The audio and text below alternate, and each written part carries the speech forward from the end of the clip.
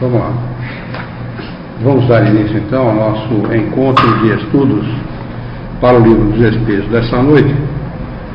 Hoje é dia 15 de setembro de 2014, são 19 horas e 52 minutos, 25 graus na cidade de Jaú.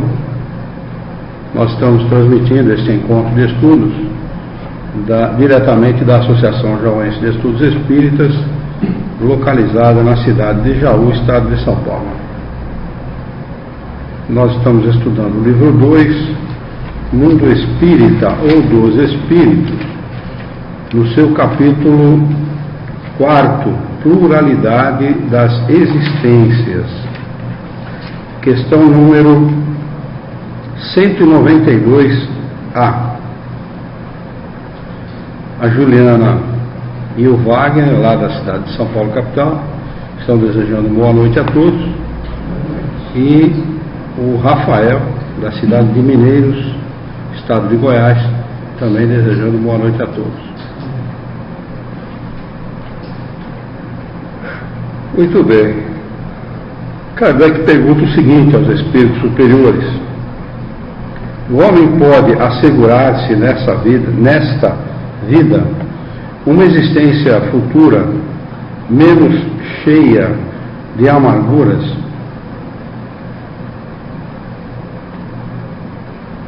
Resposta: sim, sem dúvida. Pode abreviar o caminho, reduzir as dificuldades.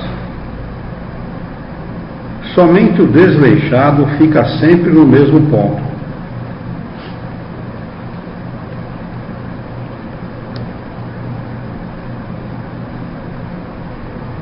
Então, quando o pessoal chega perto do caixão e deseja que o morto descanse em paz, ele vai ter certamente um monte de problema em paz, né? Pela resposta dos espíritos aqui, nós podemos sem dúvida abreviar o caminho e reduzir as dificuldades, o que significa que nós vamos ter dificuldades reduzidas se nós trabalharmos em cima de reduzi-las, ou então piores. Mesmo sem conhecimento espírita, não poder. Sim. O conhecimento espírita, na realidade, ele serve como um indicador. Ele não é solução para o espírito. Solução no sentido de ele não aplana o caminho de ninguém. Os espíritos não existem. Você vê a pergunta que o senhor Paulo fez na sexta-feira, que se alguém está com uma dificuldade e tal, se os espíritos não poderiam ajudar aquela pessoa a resolver os seus problemas. Os espíritos responderam para Kardec que eles não estão aí junto dos homens, os espíritos guias, os benfeitores espirituais, os anjos da guarda, não estão aí para aplanar o caminho de ninguém. Não é assim que funciona.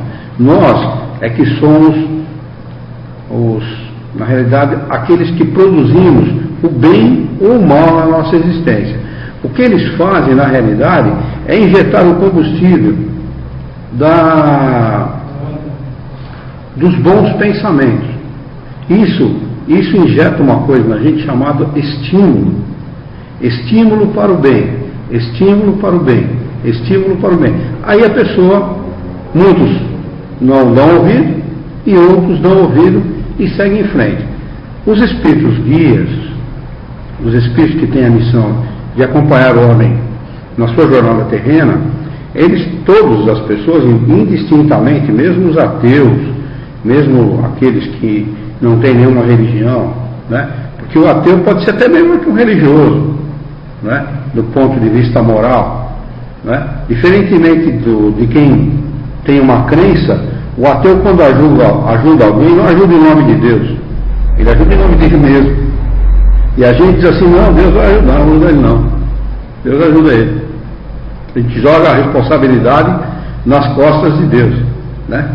Então você vê que a religião, ou mesmo o espiritismo, que não é uma religião, mas podemos considerar do ponto de vista moral, né, da transformação moral do homem como uma religião, ele não vai acertar a vida de ninguém.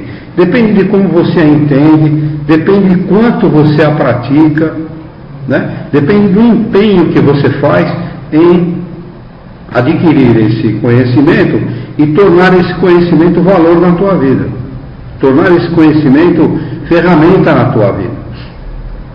Eu falo no ponto de conhecimento mesmo. O conhecimento ele ajuda. Se você brincar com conhecimento espírita... Claro, sem dúvida que vai ajudar.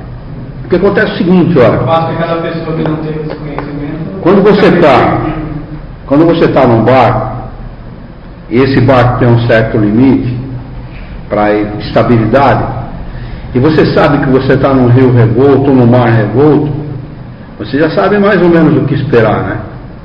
Eu vou colocar uma boia, eu vou procurar me proteger de alguma maneira, porque eu sei que isso aqui mais dia menos dia vira. Mais hora menos hora vai virar. Não é? Então, você tendo conhecimento do aonde você está, qual é a finalidade daquilo que você, para a qual você está usando aquela ferramenta, e qual é o objetivo futuro daquilo, é claro que você tem uma certa facilidade. Vai te facilitar por quê? O que o homem que estuda e confia na doutrina espírita, ele faz? Ele começa a perceber que vale a pena ser bom, vale a pena investir no bem. Então ele começa por aí a tomar decisões com maior qualidade, a indicar a vida dele, para a vida dele, os melhores caminhos. Isto facilita a vida do encarnado e facilita também a vida do nosso espírito guia, porque ele vai ter mais acesso à pessoa. Não é? Então quando a pessoa desencarna, ela já desencarna esperando o quê? Ela sabe que no primeiro momento ela vai ter uma série de problemas, uma confusão, problemas ali no momento do desencarne até desligar do seu corpo físico. Então ela vai trabalhar nesse sentido, ela vai ajudar os espíritos. Diferentemente daquele que não tem. Bem mais curto. Diferentemente daquele que não tem conhecimento e se apavora com a morte. Porque para muita gente a morte é algo tenebroso, é algo terrível, é algo que mesmo que ele confie em Deus, tenha uma certa confiança em Deus, para ele é algo tenebroso. Para o espírita deixa de ser tenebroso. À medida que ele vai estudando, que ele vai adquirindo esses conhecimentos, este conhecimento traz para ele uma certa confiança e mostra para ele como a coisa se processa, que ele passa, ao invés de encontrar na morte, ou de achar na morte algo tenebroso, terrível, ele passa a desejar a morte. É o inverso. Não é? Ele sabe que aquilo é algo que vai trazer para ele uma série de benefícios. Estar sem corpo físico vai trazer uma série de benefícios que, se ele souber aproveitar a encarnação e desencarnar bem, ele vai ter um adiantamento. Ele diz aqui, ó, ele pode reduzir, ele pode diminuir, abreviar o caminho. O que é abreviar o caminho? Ninguém queima etapa, mas abreviar o caminho o que é? Sair de uma situação difícil para uma situação mais confortável. Problema, todas as dificuldades, todos nós teremos, com certeza. Alguns mais, outros menos. Não é? Mas é possível o homem assegurar uma existência futura, a vida na existência futura, menos amarga, menos cheio de problema. É possível fazer isso. E você vê que ele não se refere aqui ao espírita. Né? Ele está se referindo ao homem, de uma maneira geral. Ele abrange aqui o conjunto da humanidade, independentemente da crença ou não dele em Deus. Porque o homem que não crê em Deus, ele não crê por alguma razão. Se você pegar os ateus, um site de ateus, você vai ver que ele não crê em Deus, porque o Deus que apresentam para ele é um Deus completamente irracional. A maior parte deles falam assim. O senhor falou que o Allan Kardec era cético, ele não era ateu, mas ele era cético. Ele não era um cara que... Era católico? Não, porque ele era um cara racional. Ele falou, peraí, mesa não pensa. Ele queria dizer para mim que mesa pensa. Até me provarem que mesa tem músculo, tem nervo, tem cérebro e é um ser pensante, eu não vou. Jamais vou acreditar numa coisa como essa. Quem está procurando razão. Embora ele fosse cético, ele foi pesquisar. Essa é a diferença entre o cético, que não tem um preconceito a respeito de determinada coisa, e o cético que, por orgulho, por vaidade, por alguma outra razão, tem preconceito, tem ideia preconcebida a respeito daquilo. Tem gente que não entra no centro espírita por quê? Aí é lugar de maluco. Nem conhece. Isso é lugar de maluco. Isso não é lugar de gente séria. Isso é coisa para gente que tem problema mental. Eles falam umas coisas aí que não tem sentido. E eles julgam todos os centros espíritas por quem? Assiste um filme lá como o Nosso Lar, entendeu? Vê aquele monte de fantasia e fala, jamais vou querer participar de uma coisa dessa. Enquanto que a ciência espírita não é nada daquilo. Não tem nada a ver com aquele filme. E nem nada a ver com os filmes romances espíritas. Mas, diferentemente disso, uma pessoa que seja cética, mas que busca algo, ele vai entrar num centro espírita e vai começar a observar. Pô, peraí, o que esses caras falam tem sentido. Tem alguma razão de ser. Vamos ouvir, vamos pesquisar, vamos experimentar. Se eu vejo que aqui isso não está bom para mim, eu deixo de frequentar e está acabado. Fim de conversa. Né? Mas o conhecimento, ele pode, sim, e ele deve alterar a vida da pessoa de tal maneira que ele pode, como ele diz aqui, abreviar o caminho e reduzir as dificuldades. Né? Porque é um facilitador, é natural isso. É um facilitador. Quando alguém quer fazer uma caixa de madeira que não tem nenhum conhecimento de carpintaria, como é que ele faz a caixa, não faz? Mas vai sair uma porcaria. Sem contar o tempo que vai perder. Né? Vai perder um tempão, vai gastar muito mais material que quem tem conhecimento e a caixa vai sair uma caixa ruim. Ao passo que aquele que tem um conhecimento mínimo de carpintaria vai gastar menos material, vai fazer a coisa com mais qualidade e tudo mais. Quer dizer, o conhecimento ele sempre facilita a vida do homem, né? Tanto que a evolução para o espiritismo é acúmulo de conhecimento. Né? Você vê que o acúmulo de conhecimento traz para o homem uma coisa certa, que é o discernimento. Quando ele começa a discernir, quando ele acumula conhecimento suficiente para entender o que é bom e o que não é para ele começa a mudar a vida dele. Ele começa a alterar o rumo da vida dele. Quer dizer, existem médicos, gente informada, muito informada, não é? Que tem comportamento infantil. Como é que pode uma pessoa com o grau de informação de um médico ter um comportamento infantil? Ser, por exemplo, promíscuo do ponto de vista sexual, por exemplo, ou viciado em drogas. Entendeu? Por quê? Se para o Espiritismo acúmulo de conhecimento é evolução, como essas pessoas não são evoluídas? Como explicar isso? Não é? Então a gente sabe que os espíritos, eles encarnam, fazem muitas experiências até chegar a desenvolver o senso moral. E o senso moral nada mais é que a capacidade de discernir. Quando ele amadurece o senso moral, ele fala, peraí, nem tudo me convém. Tudo é lícito, mas nem tudo me convém. Eu posso ser médico, mas eu preciso também dos bens espirituais. Eu tenho que aliar essas duas coisas. A riqueza material é boa, mas eu tenho que trabalhar com ela porque eu sou depositário e não dono. E eu tenho que ser um depositário fiel. Lembra aquela historinha de Jesus que para um ele dá 5 dinheiros, para o outro ele dá 2 e para o outro ele dá 1? Um enterra, né?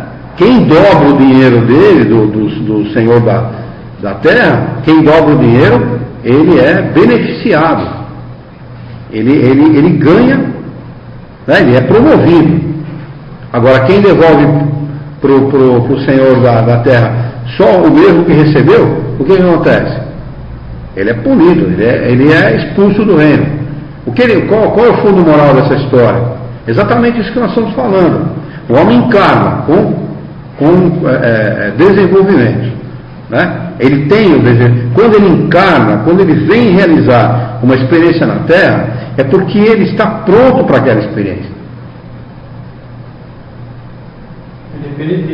Se ele desencarnar, meu amigo, e marcou passo, e não desenvolveu, não progrediu, o suficiente para se tornar um espírito melhor do que ele era, ele vai sofrer terrivelmente. É como se fosse expulso do reino. Nós temos que, ao desencarnar, ter algo para mostrar para a própria consciência. Né? E a nossa consciência é a maior prova da existência do Criador. Porque se Deus não existisse, por que o homem se preocupa com a injustiça? Por que o homem se preocupa em promover o bem? Por que o homem se preocupa com a igualdade? Por que o homem se preocupa com essas coisas se Deus não existe? Por que o homem tem um sentimento inato dentro dele que diz que há alguma coisa que ele não sabe o que é, muitas vezes nem iluminar, está acima dele? E não importa, como você pode chamar de Criador, Inteligência Suprema do Universo, Deus, Alá, Jeová, pode dar o nome que você quiser. Né? Essas coisas que a pessoa, quando desenvolve um certo senso de maturidade moral, ele começa a se questionar e fala: opa, peraí, os bancos escolares me dão muito, mas não me dão tudo. A ciência não é suficiente para responder tudo. Porque se ela fosse suficiente para responder tudo, ao pesquisar o corpo de alguém, ao fazer a autópsia num cadáver, eles encontrariam lá a alma. E, no entanto, o que eles encontram? Músculos, nervos, sangue e outras coisas, mas nunca encontraram a alma. E ele sabe, o cientista sabe, que algo vai além. A ciência já está pesquisando e já sabe que o pensamento não está no homem. Não é o cérebro que pensa. O cérebro é uma máquina que de alguma maneira recebe ordens e transmite ordens. Entende o que eu quero dizer? Então quando ele começa a fazer esse tipo de questionamento, ele vai em busca. E quem busca, quem procura, acaba encontrando. Aí ele começa a fazer desse conhecimento algo que seja realmente valioso para ele.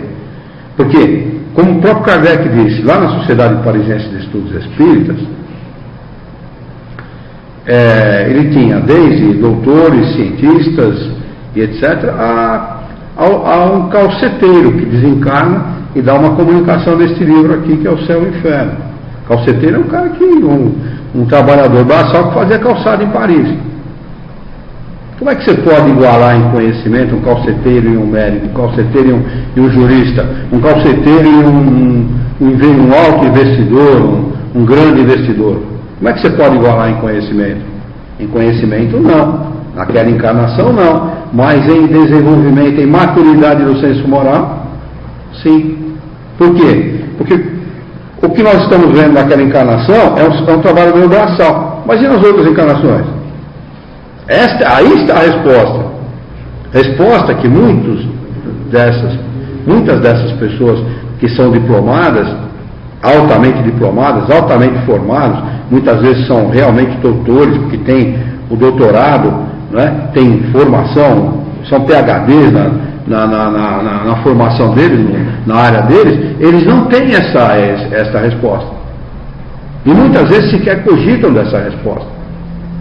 Então, eu digo para você, se esse conhecimento chegar na mão de uma pessoa que não cogita disso, muito pouco ou quase nada ele vai significar, até porque ele sempre vai achar, por uma questão de vaidade ou de orgulho pessoal, uma resposta ou um motivo para não aceitar o que aqui está escrito. Porque para aceitar o que está escrito aqui, precisa só de uma coisa, chamada maturidade do senso moral. Que é isso que nós discutimos até agora. No caso, esse não adquiriu ainda. Não amadureceu. É a mesma coisa que você querer fazer com que uma criança do primário aprenda equação de segundo grau.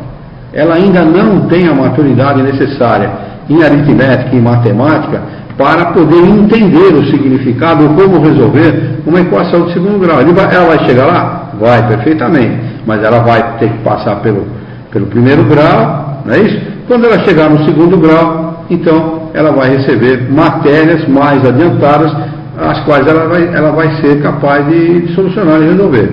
A mesma coisa se dá com o espírito.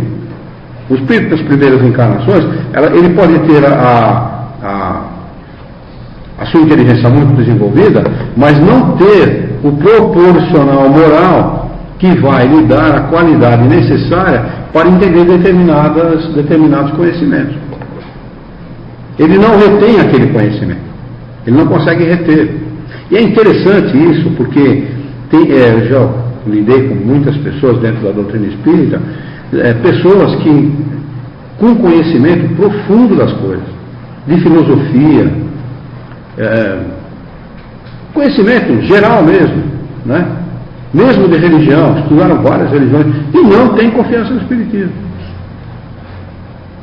E eu comecei menino no espiritismo, 22 anos, e chegar para mim, pô, mas como você tem uma fé no espiritismo? Não.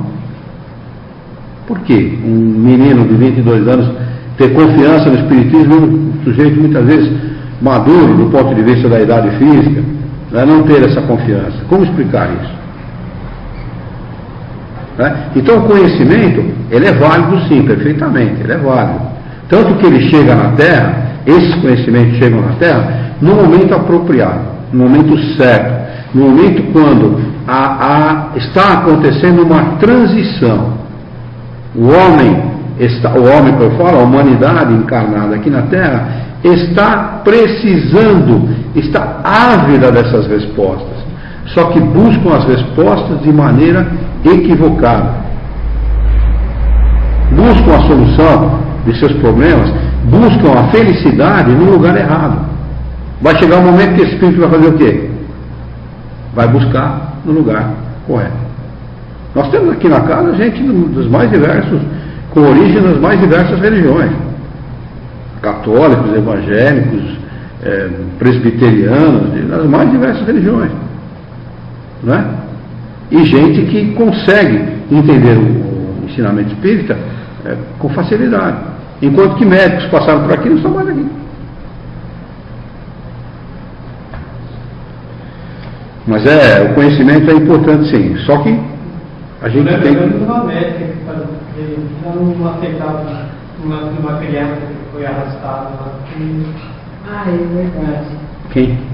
Aquela amiga da Renata lá, aquela médica. Ah, tá. Ela não aceitou, parou ali. Aquele ali foi o... nós tivemos... Eu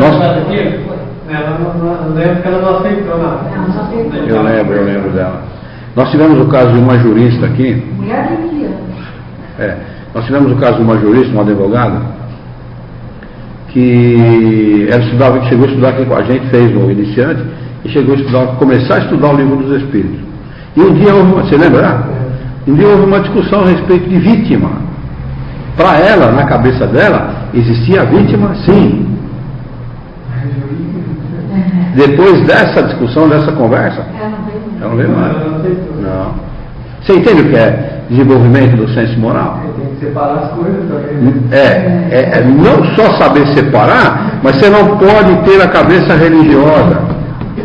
Se a tua cabeça for religiosa, por isso que o movimento espírita, ele é um movimento completamente alheio à doutrina espírita, fora da doutrina dos espíritos. Porque uma coisa é espiritismo, outra coisa é movimento espírita.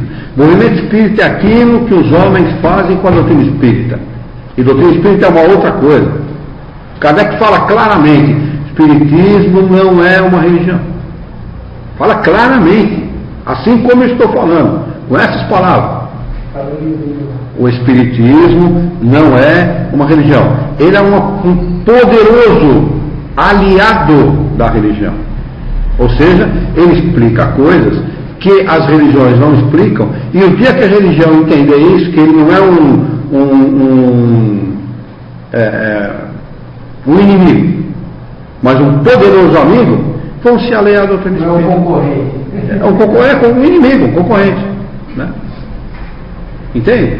Quer dizer, o homem ainda está numa fase, ele está numa fase ainda, ele está num degrauzinho, está crescendo para começar a entender isso que nós já estudamos aqui.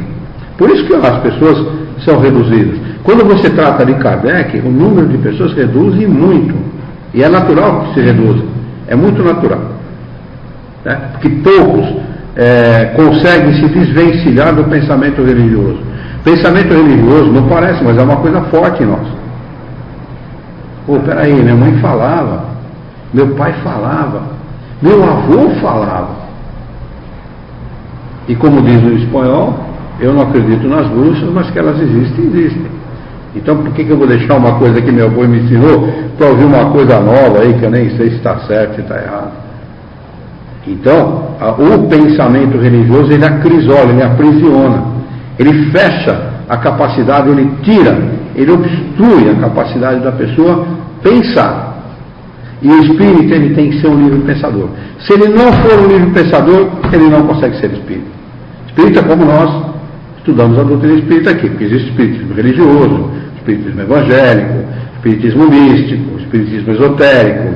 Existe uma série dentro do movimento espírita, nós temos aí uma série de pessoas que fazem do espiritismo aquilo que elas acham que deve. Eu frequentava uma casa espírita, há muito tempo atrás, que uma pessoa chegou para outra na minha frente, assim, falou assim, já desenvolvi a minha mediunidade, estou conseguindo ler pensamento. E a outra achou bom. Outra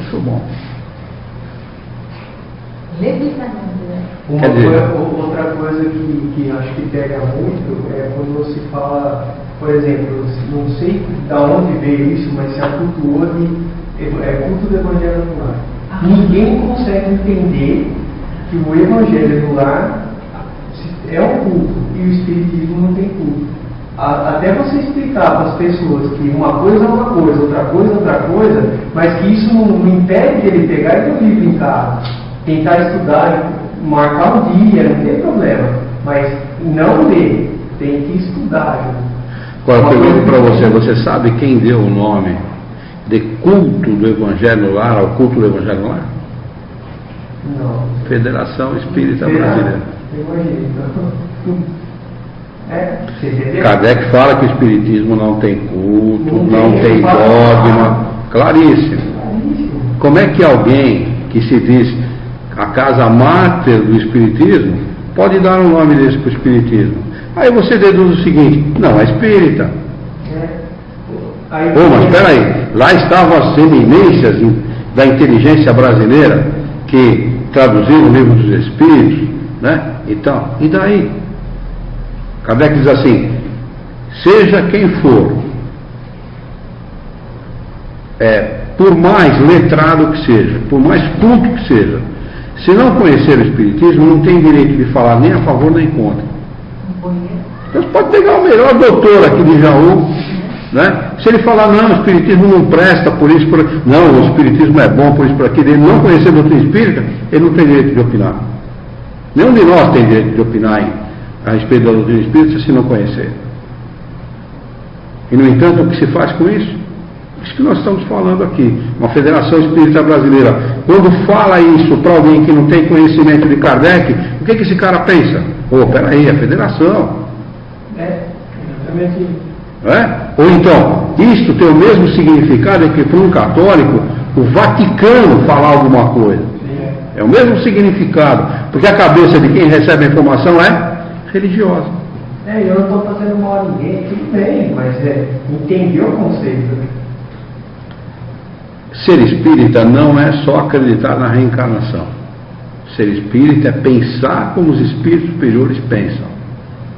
Pensar como os espíritos superiores pensam é descartar todo o lixo, todo o entulho religioso e adquirir ideias novas.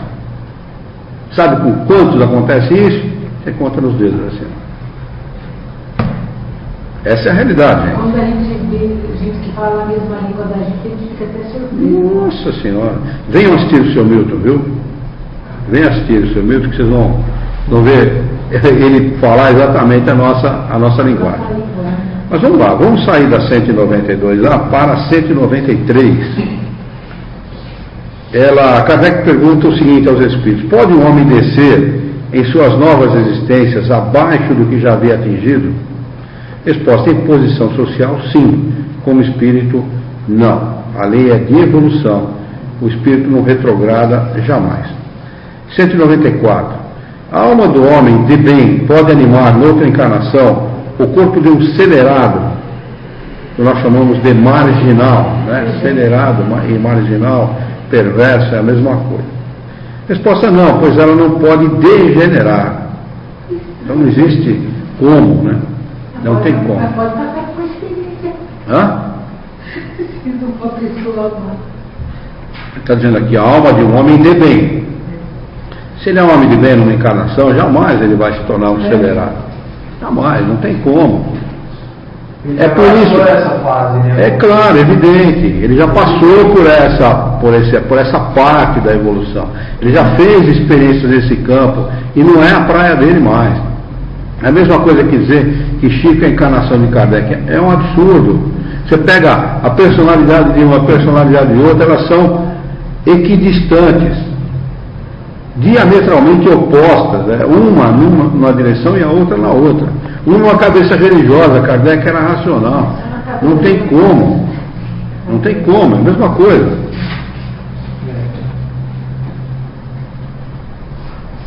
194A. A alma de um homem perverso pode transformar-se na de um homem de bem? Aí já pode. Sim, se ela se arrepender, então será uma recompensa. Kardec dá a seguinte explicação a essa resposta: a marcha dos espíritos é progressiva e jamais retrógrada. Eles se elevam gradualmente na hierarquia e não descem do plano atingido. Nas suas diferentes existências corporais, podem descer como homem, mas não como espíritos. Assim, a alma de um poderoso da terra pode mais tarde animar um humilde artesão e vice-versa. Para muita gente vaidosa, essa afirmação ela é grotesca, as pessoas não aceitam. Como eu, uma eminência na sociedade, vou animar o corpo de um humilde trabalhador? Como pode uma coisa dessa? Quando eu em 1983, quando eu mudei para Jaú, eu constituí uma empresa aqui em Jaú. Chamava-se Maprical. Maprical significava matéria-prima para calçado. Eu vendia matéria-prima para calçado. Fiquei 20 anos trabalhando com esta empresa. E eu procurei alguém que fizesse um logotipo para mim. Me indicaram um negro. Morava lá pro final da Rua Humaitá, lá no finzão lá da Rua Humaitá. Eu sei. Sabe quem é? O Carvalho. Hã? É Carvalho, né? Não lembro, isso faz 31 anos. Né? Não, acho que ele nem tem mais. Eu fui lá e tudo, conversei com ele, que era assim, assim e tal. Ele fez esse logotipo, eu usei esse logotipo, paguei ele e usei esse logotipo durante 20 anos. Mas aquele jovem, era um jovem na época, nos seus 20, acho que não tinha 30 anos de idade, ele era simplesmente revoltado com a vida. Revoltadíssimo com a vida, sob todos os aspectos. Era interessante de você ver. Ele não aceitava a situação social dele, a situação financeira dele. Ele não aceitava, era claro isso nele. Ele se revoltava, ele falava e tal, ele não dava muita trela para aquilo que ele falava, porque a gente era espírita na época e sabia, né, do que se tratava. Mas é interessante a gente observar. Isso que Kardec está falando é uma realidade. E a gente percebe que quando isso se torna uma prova ou uma expiação para o espírito, ele reage agressivamente. Ele não quer, ele não aceita. Porque as posições entre os homens são frequentemente determinadas pelo inverso da elevação dos sentimentos morais.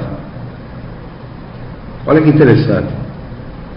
Porque as posições entre os homens são frequentemente determinadas pelo inverso da elevação dos sentimentos morais. Herodes era rei e Jesus, carpinteiro. Interessante, né? Só questão que a gente conversou dos pontos de vista lá. 195. A possibilidade de melhorar numa outra existência não pode levar certas pessoas a permanecerem no mau caminho com o pensamento de que poderão corrigir-se mais tarde? Resposta: aquele que assim pensa não acredita em nada, e a ideia de um castigo eterno não o coibiria mais, porque a sua razão a repele. E essa ideia conduz à incredulidade. Se não houvessem empregado, senão os meios racionais para orientar os homens, não existiam tantos céticos. Um espírito imperfeito pode pensar como dizes, em sua vida corporal, mas uma vez liberto da matéria, pensará de outra maneira, porque logo perceberá que calculou mal, e é então que trará, numa nova existência, um sentimento diverso. É assim que se efetiva o progresso. Vocês entenderam a explicação dele, não? A gente acha que a mudança ocorre somente como encarnado. Não é verdade. Não é verdade?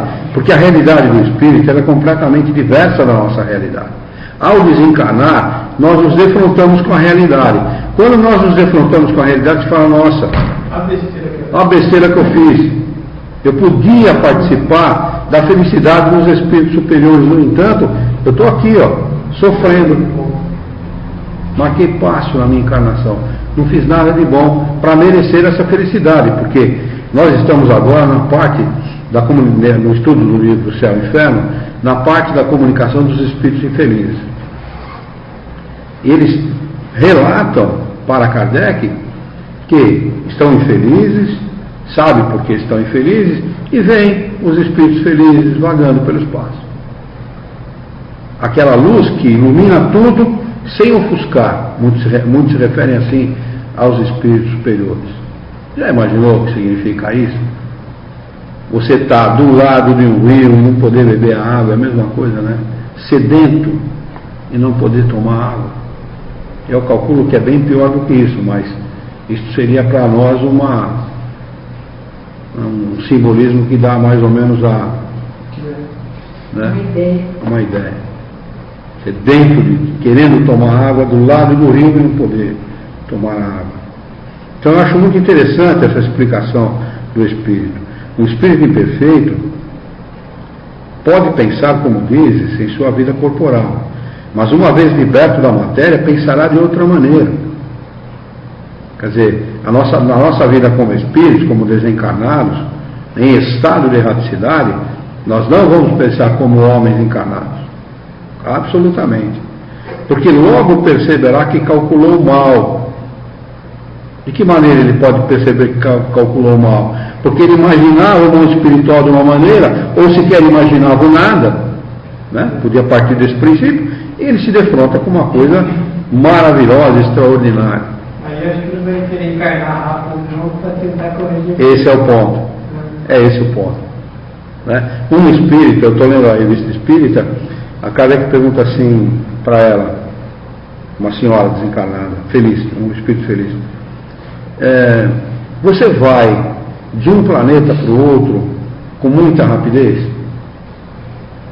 Ele falou, isso é uma forma humana de se falar. Aqui não existe o rápido e nem o devagar. Eu vou com a força do meu pensamento. Eu penso e lá estou. Não existe distância e nem existe tempo. Quer dizer, essa história de anos-luz que para nós né?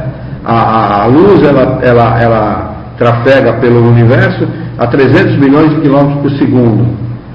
Um ano-luz é um ano andando nesta velocidade. Não é isso? Para calcular a distância entre os planetas, né? Então, para mim, tal planeta em tal lugar, eu preciso de 10 anos-luz. 10 anos viajando a 300 milhões de quilômetros por segundo. E o Espírito diz que não existe essa distância. Dá para imaginar a realidade nossa, a realidade dos desencarnados? Absolutamente. mas ele logo perceberá que calculou mal. E é então que trará, numa nova existência, um sentimento diverso. Por que ele vai trazer esse sentimento diverso? Porque ele vai passar pela experiência e vai acumular aquele sentimento nele e vai reencarnar com esse sentimento. É assim que se efetiva o progresso. E eis porque tens na Terra uns homens mais adiantados que outros. Uns já têm uma experiência que os outros ainda não tiveram, mas que adquirirão pouco a pouco. Deles depende impulsionar o próprio progresso ou retardá-lo indefinidamente. Kardec faz o seguinte comentário: o homem que se encontra numa posição má deseja mudá-lo o mais rapidamente possível.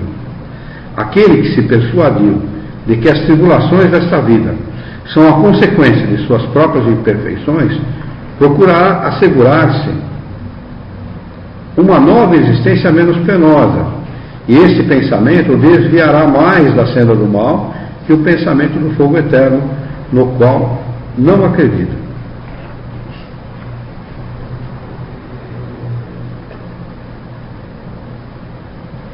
Questão de número 196. Só podendo os espíritos melhorar-se pelo sofrimento e as tribulações da existência moral, segue-se que uma vida material seria uma espécie de crivo ou depurador pelo qual devem passar os seres do mundo espírita para chegarem à perfeição? Resposta: sim, é bem isso. Pode parecer cruel, não pode? Para a gente que está vivendo essa vida, parece cruel, não parece? Não é? Mas não é. Porque a nossa conta é: eu vou ter que viver neste mundo 70 anos, 80 anos, para alguns, né? 90 anos. Agora, o que é 90 anos de uma existência de imortalidade? Nada. Como eu costumo falar sempre, é apenas um incidente de percurso, mais nada. Apenas isso. Né? Eu entendo assim, e vejo assim, apenas um incidente no nosso percurso, que se nós soubermos agir bem, o que vai acontecer? Vai passar, nós vamos esquecer e vamos tocar nossa vida para frente. E muitos espíritos, dizem os próprios espíritos superiores, sequer lembram das encarnações em planetas como o nosso, viu? Não interessa mais, né? Já passou. Mais ou menos quando a gente passa por uma operação, por uma cirurgia, né? Quer nem lembrar, né? Já passou, a gente já está bem.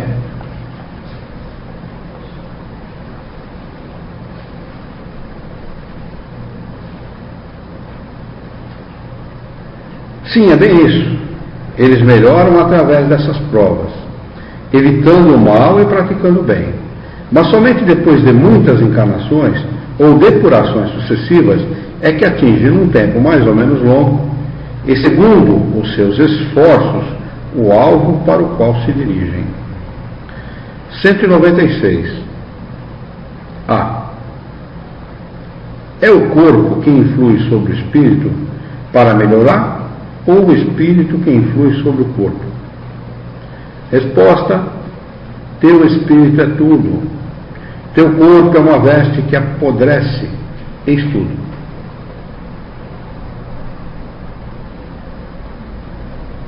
Acrescenta Kardec: temos no suco da vinha uma imagem material dos diferentes graus de depuração da alma.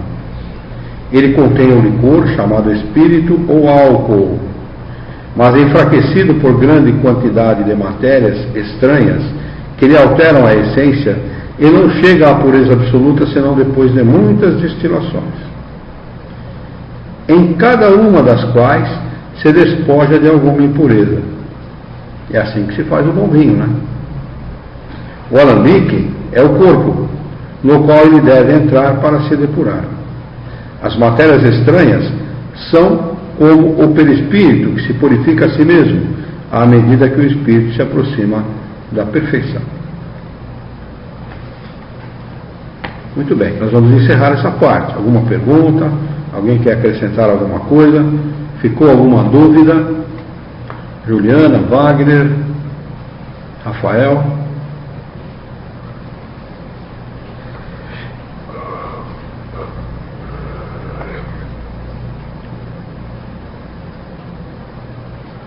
Muito bem.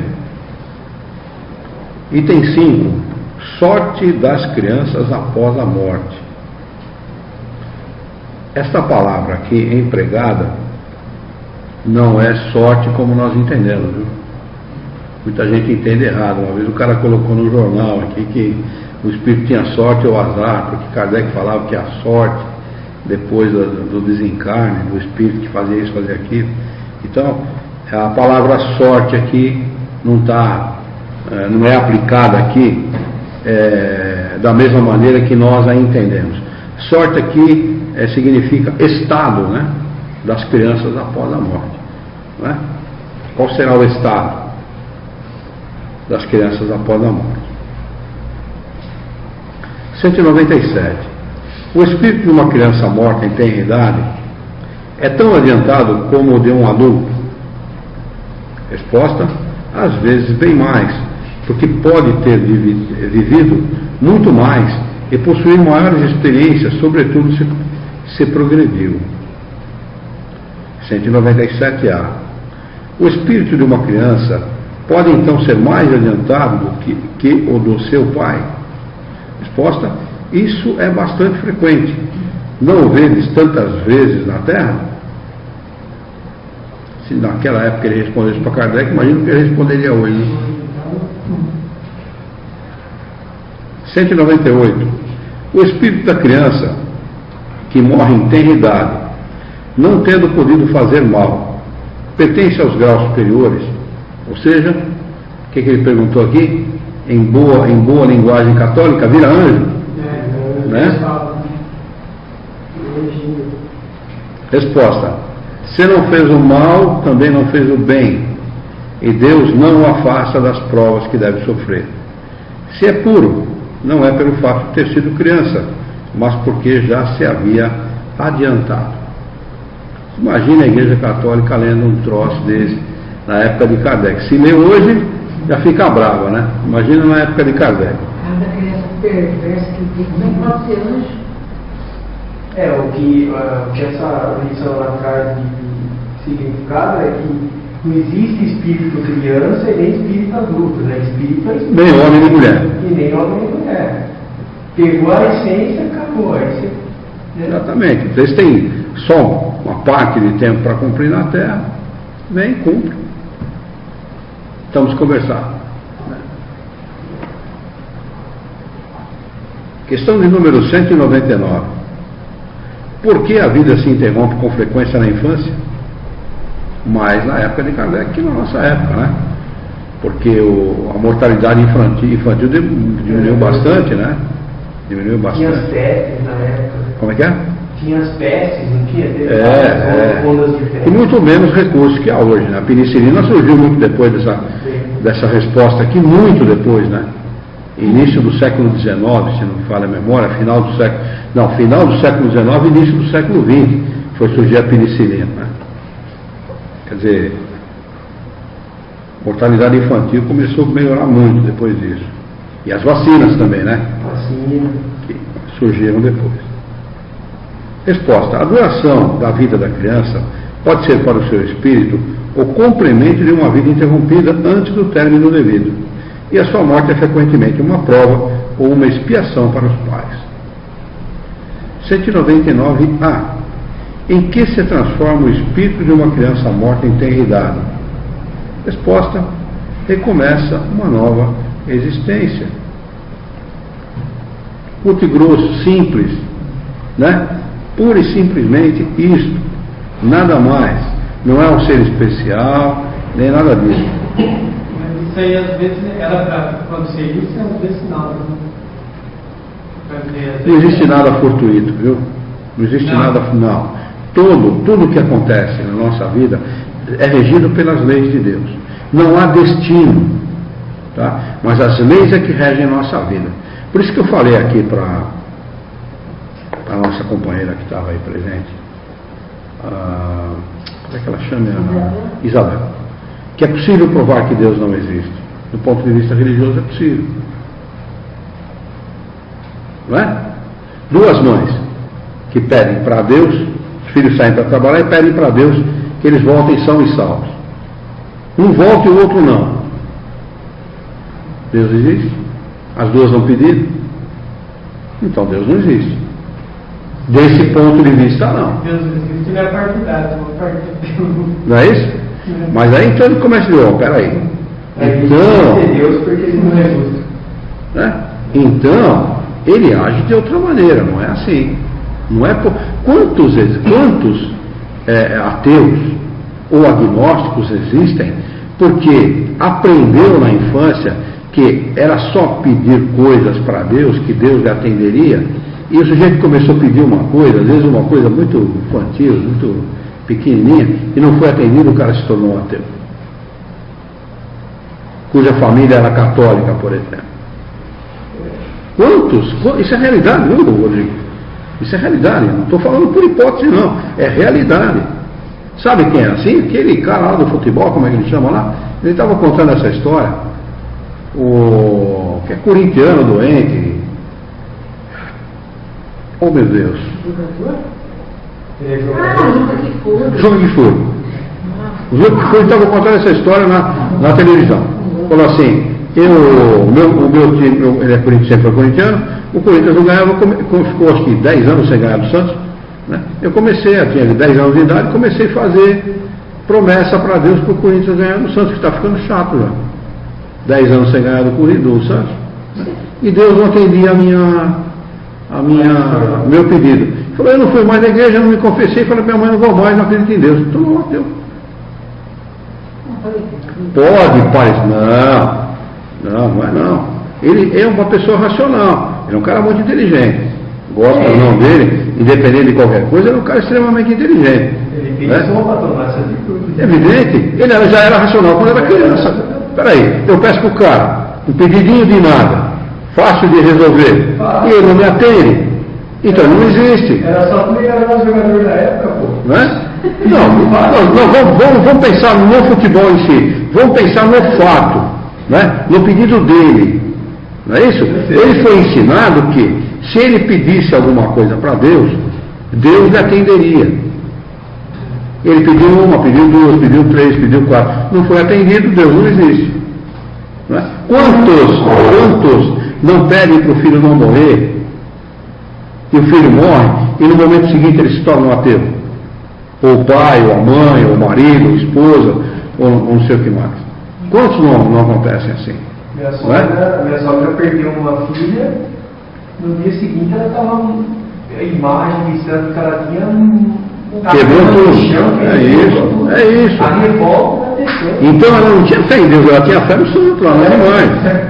Se a gente analisar, ela foi mal orientada. Vamos dizer assim, ela projetava. O caminho, né? Ela projetava. Faz do santo o caminho. Exatamente. Então a ideia do espírito é religioso. Sim. Agora, quando o espírito entende que a nossa vida todas as vidas são regidas por leis imutáveis e inexoráveis, então ele começa a entender. Espera aí, a mãe pediu por um, a outra mãe pediu por outro, mas a lei de Deus agiu de conformidade com a necessidade de cada um.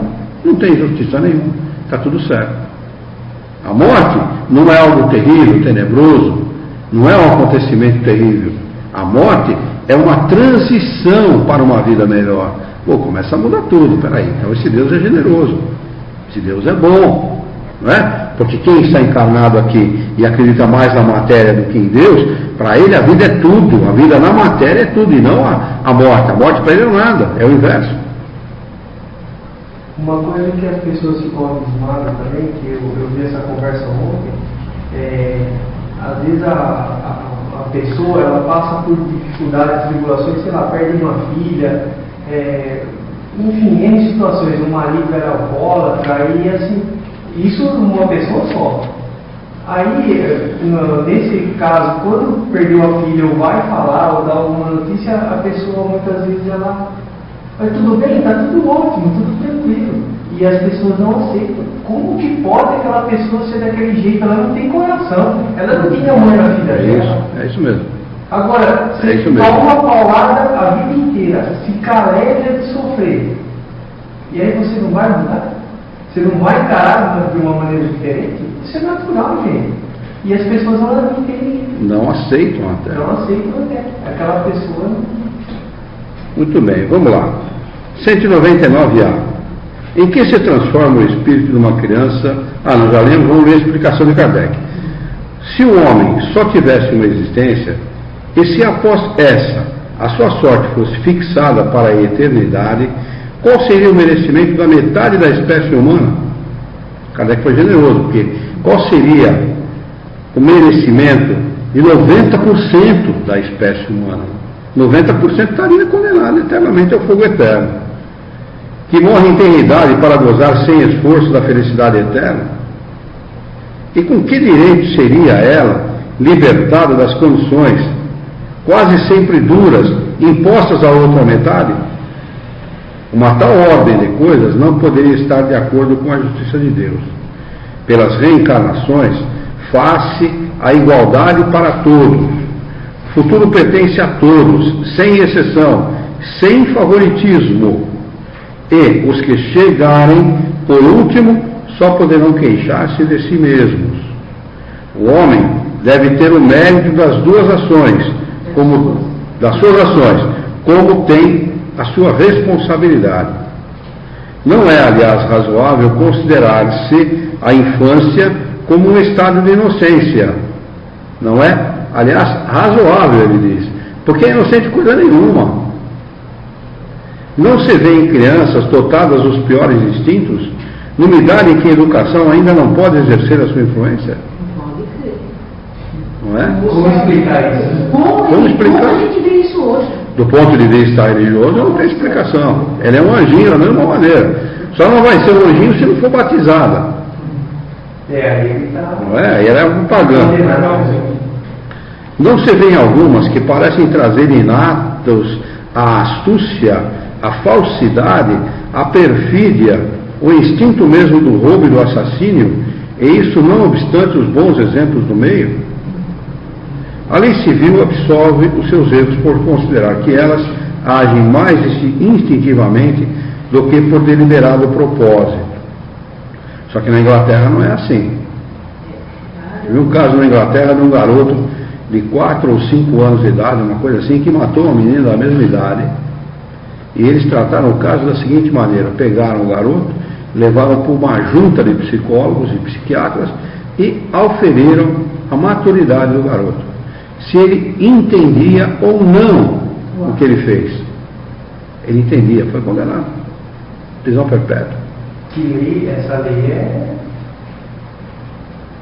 está mais justa com isso. Mais justo que... Com isso. Né? Do que o que ele está falando aqui, muito mais justa. Porque se ele entende, claro, cada um dentro da sua condição de maturidade moral e intelectual, né? Dentro da sua condição. Perfeito. Ele sabia o que estava fazendo, consequentemente ele foi apenado. Mas de onde podem provir esses instintos tão diferentes entre crianças da mesma idade, educadas nas mesmas condições e submetidas às mesmas influências? De onde vem essa perversidade precoce, a não ser da inferioridade do espírito, pois que a educação nada tem com ela? Aqueles que são viciosos é que progridem menos e têm então de sofrer as consequências, não dos seus atos da infância, mas das suas existências anteriores. É assim que a lei se mostra a mesma para todos, e a justiça de Deus a todos abrange. Muito bom, né? Muito bom, a explicação explicado perfeitamente, dentro de uma justiça racional, né? Dá para aceitar, né? Esse Deus dá para aceitar, porque é um cara racional, né? Todos têm, ninguém tem preferência, todos nós temos as mesmas possibilidades, né? Eu conversando esse final de semana com a minha esposa sobre essa questão, ela falou que ela consegue enxergar crianças de 5 anos na escola já com um perfil dissimulado, crença dissimulada. Então, quer dizer, quando você vai tentar, qualquer adulto, seja a diretora da escola, alguém vai chamar a atenção dele, ele faz chacota, porque ele sabe que ninguém pode pôr a mão nele. Só que em contrapartida, crianças menores que ele vai lá e senta o couro, ele bate. Se enxerga o que numa criança dessa? Perversidade. Aí o que ela fez? Ela falou assim, eu vou curar esse moleque. Pegou algumas crianças um pouquinho maiores que ele, falou assim, ó, aquela criança está batendo nos... professora, deixa comigo, eu vou lá conversar com ele. Quando esses moleques foram lá para conversar com ele e chamou a atenção, esse moleque vai dar uma afinada, ele não, aquele dia diz que ele foi um santo na classe. Porque ele sabia que ele ia... É índole, né? É índole. Não tem nada a ver com a idade. Vem no espírito. Isso é bem. Vamos lá, vamos ver se a gente consegue ler esse item 6, sexo nos espíritos. Questão de número 200. Os espíritos têm sexo? A resposta não, como entendeis? Porque os sexos dependem da constituição orgânica. Há entre eles amor e simpatia, mas baseados na afinidade de sentimentos. Porque o sexo aqui, no nosso mundo, ele determina praticamente tudo. O sexo comanda a vida no nosso planeta, não é? Ele comanda a vida do nosso planeta. Por isso que ele responde, não como o entendeis. Que liga um espírito ao outro é afinidade. Não tem nada, absolutamente nada a ver com o sexo. 201.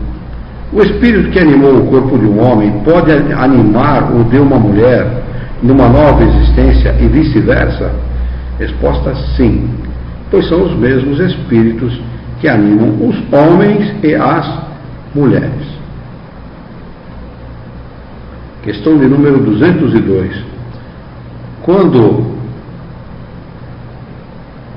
somos espíritos, preferimos encarnar num corpo de homem ou de mulher? Resposta: isso pouco importa ao espírito.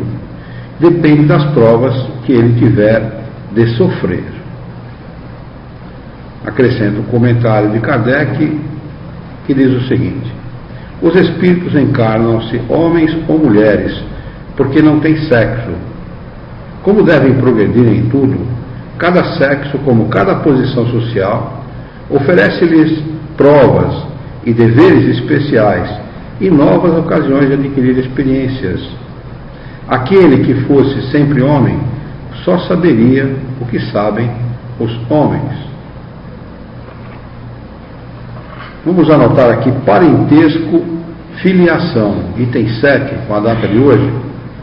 Hoje é dia 15/9/2014, para nós retomarmos a fala.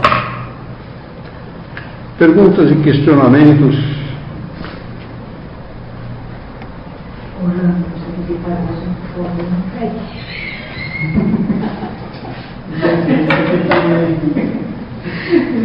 O começo dele já não vai virar teu.